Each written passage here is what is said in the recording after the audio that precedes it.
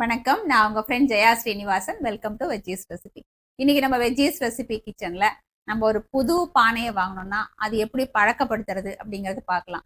புது பானை வாங்கணும்னு வச்சுக்கோங்களேன், அது ஒரு வருஷம் வரைக்கும் நல்லா நமக்கு கூலா நல்லா தண்ணியை எதமா கொடுக்கும். அதுக்கப்புறம் அடுத்த வருஷம் அப்படின்னு வரும்போது ஃபர்ஸ்ட் வருஷம் இருக்கிற அளவுக்கு இருக்காது. சின்ன சின்ன விஷயங்கள் பண்ணி நம்ம மெயின்டைன் பண்ணா போதும், நமக்கு அந்த ஃபர்ஸ்ட் இயர் கொடுத்த மாதிரி நல்ல சில்லுன்னு தண்ணி கிடைக்கும். அது என்ன செய்யணும் அப்படிங்கறத நம்ம இன்னைக்கு பார்க்கலாம். ஃபர்ஸ்ட் டைம் சேனலை பார்க்குறீங்கன்னா ப்ளீஸ் சப்ஸ்கிரைப் பண்ணுங்க. பெல் ஐக்கானை கிளிக் பண்ணி ஆல் ஆப்ஷன் கொடுத்துட்டீங்கன்னா நான் போடக்கூடிய எல்லா வீடியோஸும் குவிக்காக வந்து உங்களுக்கு ரீச் ஆகும். வாங்க ஒரு பானையை வந்து எப்படி பழக்கப்படுத்துறது அப்படிங்கிறத நம்ம பார்ப்போம். நம்ம பானை எப்படி வாங்குறது அப்படிங்கிறத பார்க்கலாம். நார்மல் மண்பானை வாங்கிக்கோங்க, அதுதான் வந்து நமக்கு ரொம்ப நல்லா இருக்கும், நல்ல கூலிங்காகவும் இருக்கும். அதே நேரம் அந்த திக்னஸ் அப்படின்னு பார்த்தீங்கன்னா அந்த பானையோட திக்னஸ் ரொம்ப மெல்லிஸா இருக்கிற மாதிரி இல்லாமல் கொஞ்சம் திக்காக வாங்கினோம்னா இந்த பானை நமக்கு நல்லா உழைக்கவும் செய்யும், தண்ணியும் நல்லா சில்லுன்னு இருக்கும். பானை வாங்கும்போது இப்படி தட்டி பார்த்தீங்கன்னு வச்சுக்கோங்களேன், அந்த அதில் கிராக் வந்திருந்தா எங்கேயாவது ஓட்டை இருந்தாலும் நமக்கு வித்தியாசம் உடனே அந்த சவுண்டு நல்லா தெரியும், வேற மாதிரி சத்தம் கேட்கும். அது அங்கேயே உங்களுக்கு வாய்ப்பு இருக்கு அப்படின்னா கொஞ்சம் தண்ணியை ஃபில் பண்ணி கூட நீங்க பார்க்கலாம். இப்படி கிராக் தான் தரன்னு ஒழுக ஆரம்பிச்சிடும். பானை வாங்கும்போது வந்து ஒத்த பானையை வாங்கக்கூடாது அப்படின்னு சொல்லுவாங்க. ஒன்னா இதுக்கு மூடி போட்டு வாங்கலாம், இல்லைன்னா இந்த பானையோட வேற ஏதாவது சின்னதா நம்ம தயிர் உரக்குத்துறதுக்கான சின்னதுவோ ஒரு குழம்பு வைக்கிறதுக்காக சின்ன ஒரு பானையோ அந்த மாதிரி ஏதாவது ஒரு ஜோடியா இந்த மாதிரி தான் பார்த்து வாங்கிக்கணும். செவ்வாய்க்கிழமை வெள்ளிக்கிழமை பானை வந்து வாங்கக்கூடாது அப்படின்னு சொல்லுவாங்க. இதுதான் பொதுவா பானை வாங்கும்போது நம்ம பார்க்கக்கூடிய ஒரு சில விஷயங்கள். இப்போ புது பானை வாங்கிட்டோம்னா அது எப்படி கிளீன் பண்றது அப்படிங்கறத பார்க்கலாம். இது பழைய பானை தான். உங்களுக்கு புது பானைக்கு என்ன செய்யணும் அப்படிங்கறத நான் சொல்றேன். நல்லா வந்து நிறைய தண்ணியை ஊற்றி நல்லா கிளீன் பண்ணிக்கணும். ஏன்னா ரொம்ப மண் இருக்கும். ரொம்ப போட்டு அழுத்தி ரஃப்பான ப்ரஷ் வச்சு தேய்க்கக்கூடாது. ஜஸ்ட் தேங்காய் நார் வச்சு தேய்க்கலாம், இல்லை நம்ம ஆல்ரெடி யூஸ் பண்ணியிருக்கிற சாஃப்டான ஒரு ப்ரஷ் வச்சு நம்ம தேய்ச்சிக்கலாம். பீர்க்க நார் வரும் இல்லையா, இதை வச்சு கூட நம்ம தேய்ச்சிக்கலாம். இது வந்து பாத்திரம் தேய்க்கிறதுக்குமே ரொம்பவே நல்லா இருக்கும். இதை வச்சு உள்ள வெளியில ஃபுல்லா நல்லா தேய்ச்சிடணும். தேய்ச்சிட்டு அந்த மண் ஃபுல்லா அது கிளீன் ஆயிடும். அதுக்கப்புறம் இதை தண்ணி ஃபுல்லா ரொப்பிட்டு ஒரு பெரிய பக்கெட்லயோ இல்லை ஒரு டப்புலையோ இந்த பானை வந்து உள்ள போற அளவுக்கு தண்ணியை ஃபில் பண்ணிட்டு இந்த தண்ணியோடு இருக்கிற பானை அதுக்குள்ள இறக்கி வச்சிடணும்.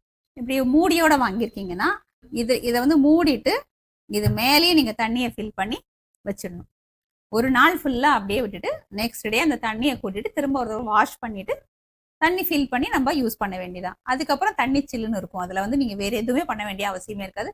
அது ஒரு வருஷம் வரைக்குமே நல்ல கூலா இருக்கும். நமக்கு டெய்லி வந்து நைட்டு பழைய தண்ணியை கொட்டிட்டு வெறும் ப்ரெஷ்ஷால எதுவுமே போட வேண்டிய அவசியம் இருக்காது.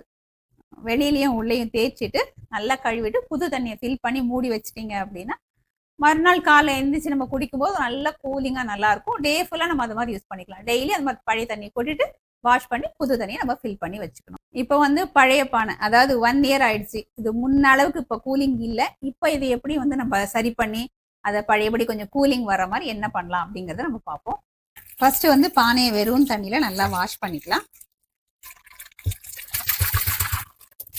இதே மாதிரி இந்த மூடியும் நல்லா வாஷ் பண்ணி எடுத்துப்போம். பாருங்க, நான் கல்லுப்பு எடுத்துட்டு இருக்கேன். கல்லுப்பு இல்லைன்னா சால்ட்டு கூட எடுத்துக்கலாம்.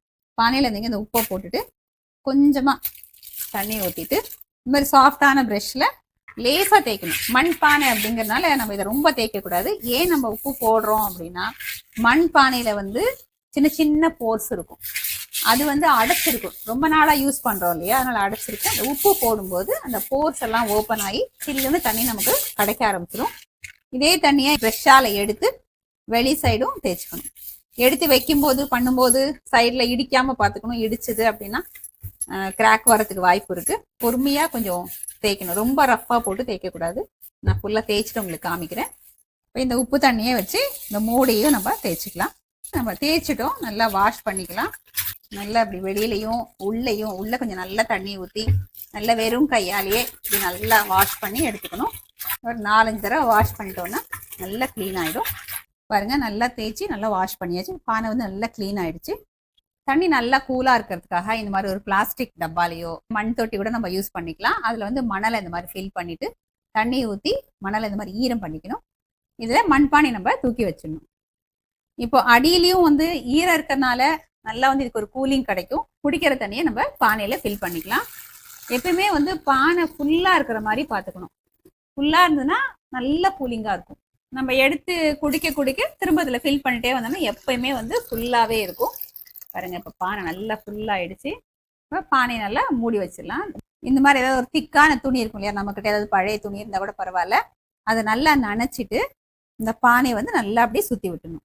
அப்போ கீழே மணல் அதுவும் நமக்கு ஈரமாக இருக்குது, இந்த சுற்றி வந்து இந்த துணியும் நமக்கு ஈரமாக இருக்குது. அப்படிங்கிறதுனால பானையில் இருக்கிற தண்ணி நமக்கு நல்லா கூலிங்காக கிடைக்கும்.